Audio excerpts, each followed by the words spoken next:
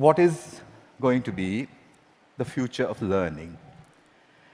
I do have a plan, but in order for me to tell you what that plan is, I need to tell you a little story which kind of sets the stage.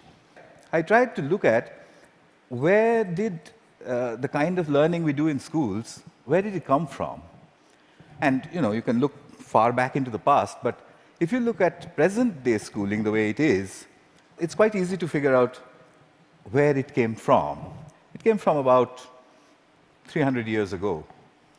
And it came from the last and the biggest of the empires on this planet. Imagine trying to run the show, trying to run the entire planet without computers, without telephones, with data handwritten on pieces of paper and traveling by ships. But the Victorians actually did it. What they did was amazing. They created a global computer made up of people. It's still with us today. It's called the bureaucratic administrative machine. In order to have that machine running, you need lots and lots of people. They made another machine to produce those people, the school. The schools would produce the people who would then become parts of the bureaucratic administrative machine. They must be identical to each other. They must know three things. They must have good handwriting, because the data is handwritten. They must be able to read, and they must be able to do multiplication, division, addition, and subtraction in their head. They must be so identical that you could pick one up from New Zealand and ship them to Canada, and he would be instantly functional. The Victorians were great engineers. They engineered a system that was so robust that is still with us today, continuously producing identical people for a machine that no longer exists. The empire's gone. So what are we doing with that design that produces these identical people? And what are we going to do next, if we ever are going to do anything else with it? So that's a pretty strong comment there. I said schools as we know them now, they're obsolete. I'm not saying they're broken. It's quite fashionable to say that the education system is broken. It's not broken. It's wonderfully constructed. It's just that we don't need it anymore. It's outdated. What's the kind of jobs that we have today? Well, the clerks are the computers. They're there in thousands in every office. And you have people who guide those computers to do their clerical jobs. Those people don't need to be able to write beautifully by hand. They don't need to be able to multiply numbers in their heads. They do need to be able to read. In fact, they need to be able to read discerningly. Well, that's today. But we don't even know what the jobs of the future are going to look like. We know that people will work from wherever they want, whenever they want, in whatever way they want. How is present-day schooling going to prepare them for that world? Well, I bumped into this whole thing completely by accident. I used to teach people how to write computer programs in New Delhi 14 years ago. And right next to where I used to work, there was a slum. And I used to think, how on earth are those kids ever going to learn to write computer programs? Or should they not? At the same time, we also had lots of parents, rich people, who had computers, and who used to tell me, my son, I think he's gifted, because he does wonderful things with computers. And my daughter, surely she's extra intelligent, and so on. So I suddenly figured that how come all the rich people are having these extraordinarily gifted children? What did the poor do wrong? I made a hole in the boundary wall of the slum next to my office, and I stuck a computer inside it just to see what would happen if I gave a computer to children who never would have one, didn't know any English, didn't know what the internet was. The children came running in. It was 3 feet off the ground, and they said, "What is this?" And I said, "Yeah, but it's, I don't know." So they said, "Why have you put it there?" I said, "Just like that." And they said, "Can we touch it?" I said, "If you wish to." And I went away. About 8 hours later, we found them browsing and teaching each other how to browse. So I said, "But that's impossible. Because, how is it possible? They don't know anything." My colleagues said, "No, it's a simple solution. One of your students must have been passing by, showed them how to use the mouse." So I said, "Yeah, that's possible." So I repeated the experiment. I went 300 miles out of Delhi into a really remote village where the chances of a passing software development engineer was very little. I repeated the experiment there. There was no place to stay, so I stuck my computer in, I went away, came back after a couple of months, found kids playing games on it. When they saw me, they said, "We want a faster processor and a better mouse."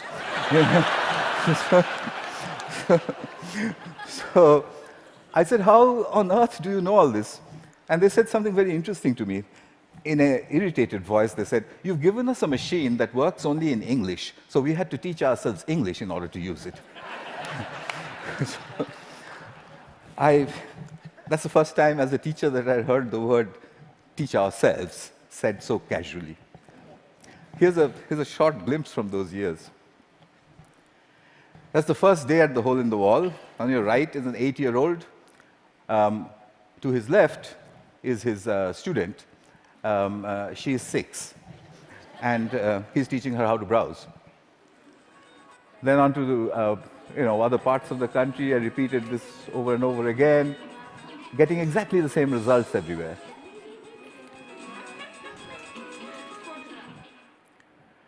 An 8-year-old telling his elder sister what to do.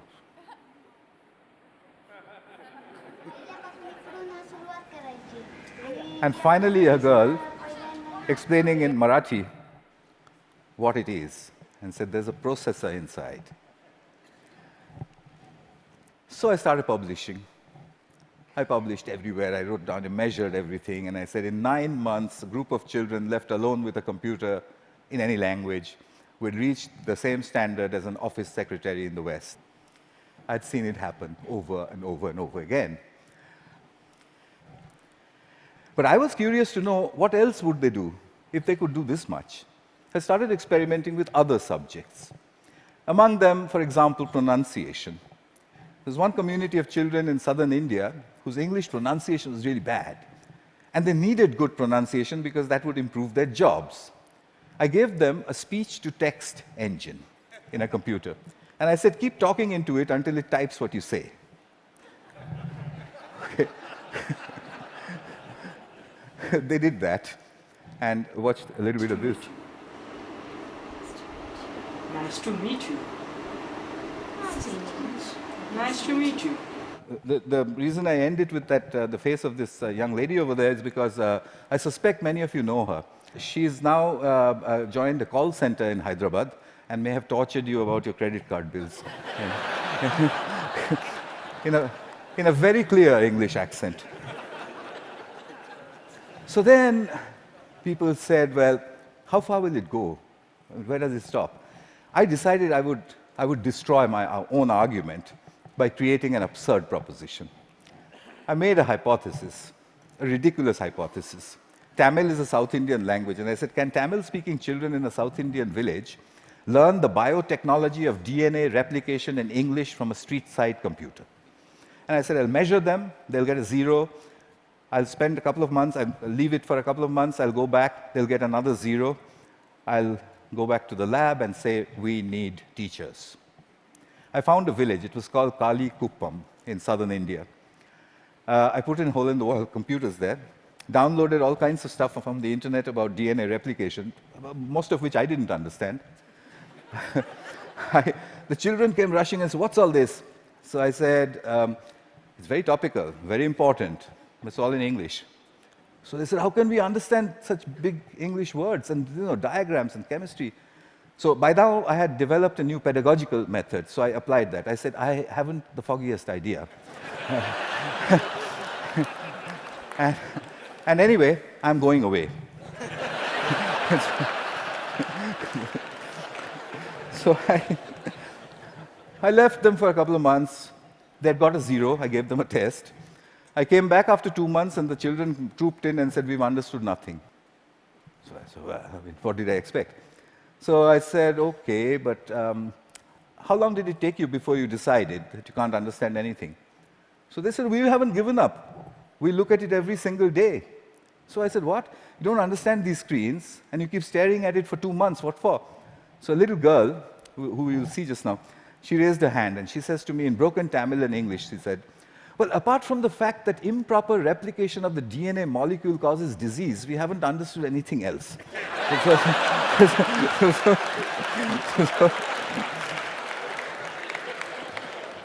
So I tested them. I got an educational impossibility, 0 to 30% in 2 months in the tropical heat with a computer under the tree in a language that they didn't know, doing something that's a decade ahead of their time. Absurd. But I had to follow the Victorian norm. 30% is a fail. How do I get them to pass? I have to get them 20 more marks. I couldn't find a teacher. What I did find was a friend that they had, a 22-year-old girl who was an accountant, and she played with them all the time. So I asked this girl, can you help them? So she says, absolutely not. I didn't have science in school. I have no idea what they're doing under that tree all day long. I can't help you. I said, I'll tell you what, use the method of the grandmother. So she says, what's that? I said, stand behind them. Whenever they do anything, you just say, well, wow, I mean, how did you do that?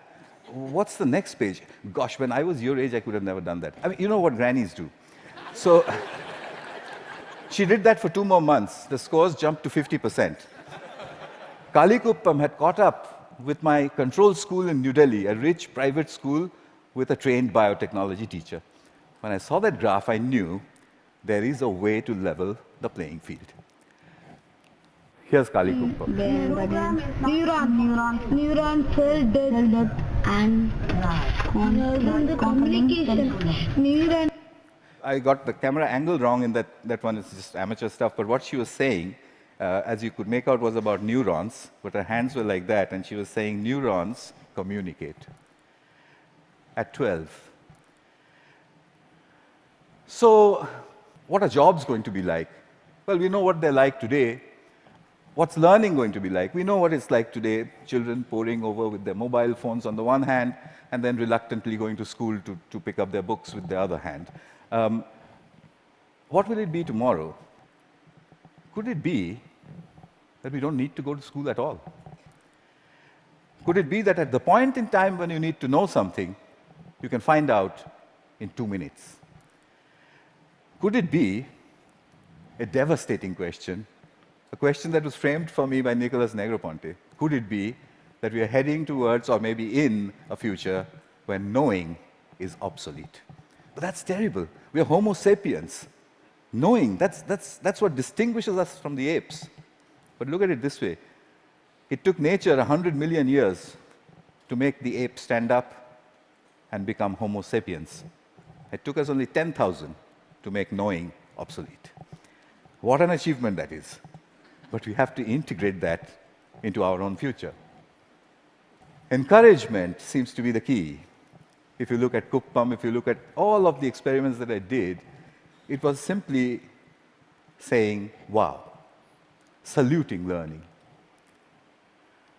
There is evidence from neuroscience. The reptilian part of our brain, which sits in the center of our brain, when it's threatened, it shuts down everything else. It shuts down the prefrontal cortex, the parts which learn. It shuts all of that down. Punishment and examinations are seen as threats. We take our children, we make them shut their brains down, and then we say, perform. Why did they create a system like that? Because it was needed. There was an age, in the age of empires, when you needed those people who can survive under threat. When you're standing in a trench all alone, if you could have survived, you're okay, you passed. If you didn't, you failed. But the age of empires is gone. What happens to creativity in our age? We need to shift that balance back from threat to pleasure. I came back to England looking for British grandmothers. I put out notices in papers saying, if you're a British grandmother, if you have broadband and a web camera, can you give me 1 hour of your time per week for free? I got 200 in the first 2 weeks. I know more British grandmothers than anyone in the universe. They're called the granny cloud. The granny cloud sits on the internet. If there's a child in trouble, we beam a gran. She goes on over Skype and she sorts things out. I've seen them do it from a village called Diggles in northwestern England, deep inside a village in Tamil Nadu, India, 6,000 miles away. She does it with only one age-old gesture. Okay. Watch this. You can't catch me. You say it. You can't catch me. I'm the gingerbread man. Well done. Very good. So what's happening here? I think what we need to look at is we need to look at learning as the product of educational self-organization. If you allow the educational process to self-organize, then learning emerges. It's not about making learning happen, it's about letting it happen. The teacher sets the process in motion, and then she stands back in awe and watches as learning happens. I think that's what all this is pointing at. But how will we know? How will we come to know? Well, I intend to build these self-organized learning environments. They are basically broadband, collaboration, and encouragement put together. I've tried this in many, many schools. That's being tried all over the world, and teachers sort of stand back and say, it just happens by itself? And I said, yeah, it happens by itself. How did you know that? And I said, you won't believe the children who told me and where they're from. Here's a soul in action.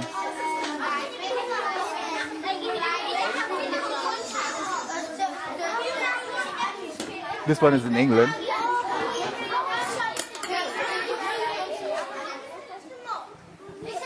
He maintains law and order. Because remember, there's no teacher around.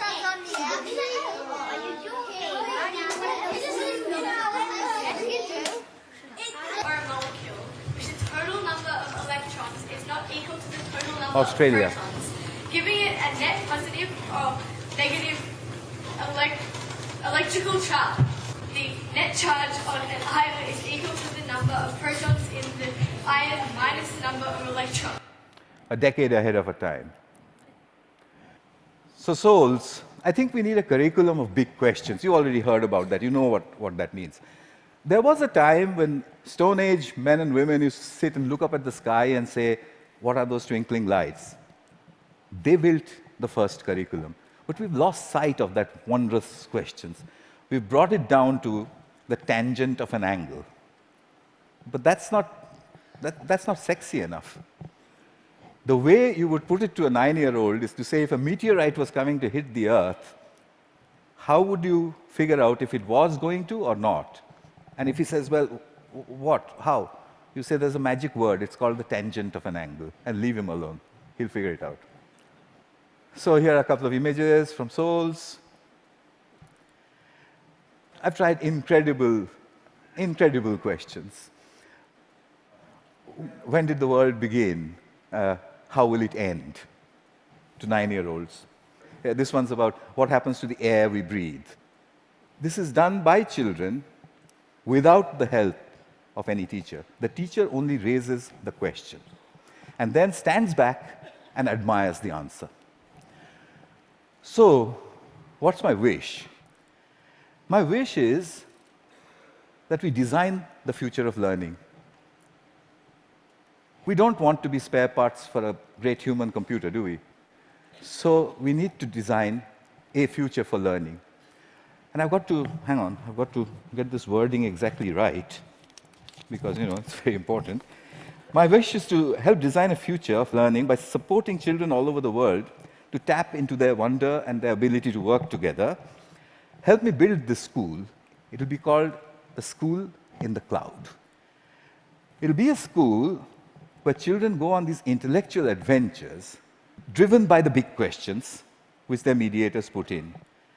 The way I want to do this is to build a facility where I can study this. It's a facility which is practically unmanned. There's only one granny who manages health and safety. The rest of it's from the cloud. The lights are turned on and off by the cloud, etc., etc. Everything's done from the cloud. But I want you for another purpose. You can do self-organized learning environments at home, in the school, outside of school, in clubs. It's very easy to do. There's a great document produced by TED which tells you how to do it. If you would please do it across all 5 continents and send me the data, then I'll put it all together, move it into the School of Clouds, and create the future of learning. That's my wish. And just one last thing. I'll take you to the top of the Himalayas. At 12,000 feet, where the air is thin, I once built 2 hole-in-the-wall computers. And the children flocked there. There was this little girl who was following me around. And I said to her, you know, I want to give a computer to everybody, every child. I don't know, what should I do? And I was trying to take a picture of her, you know, quietly. She suddenly raised her hand like this and said to me, "Get on with it."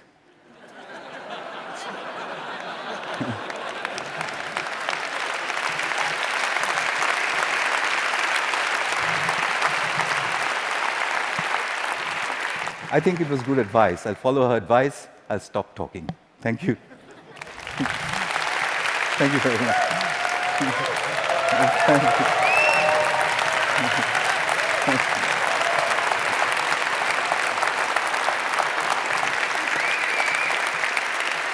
Thank you very much. Wow.